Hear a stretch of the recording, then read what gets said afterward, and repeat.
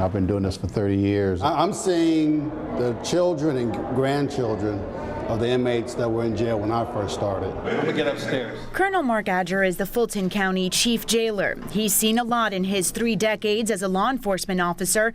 But for this tough man, there's something new he's seeing behind these closed doors 609, sir. that tugs at his heartstrings. The disregard for their own lives, and by that I mean the inmates, especially the young ones, the ones that are coming here between the ages of 17 and 24 who don't think they're going to make it past the age of 25. The colonel says most of those young men are gang members. According to authorities, there are more than 135 gangs in the city, and police say the more gang members, the more crimes are committed. And when convicted, the gang members usually end up here at the Fulton County Jail. They're not reachable to some degree. We have to find ways to get around that and to make that outreach possible. All right, gentlemen, have a good day. Colonel Adger says they've always dealt with gangs, but now instead of 2 rival groups like the Blood or the Crips, the jail is dealing with several neighborhood versions of the mainstream gangs in a confined, stressful environment. It's not just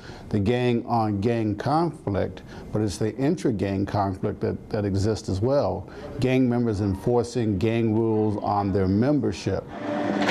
The colonel says because of the constant threat of violence, sometimes an inmate looking for protection will connect themselves to other gang members inside the jail in order to survive. But once they serve their time, they don't realize the same rules on the inside apply out on the streets. Once they leave the jail and they're back out in the streets, in their neighborhoods, the gang still enforces those rules upon them. And a lot of the violence that you see on the street stems from what occurred here in the jail.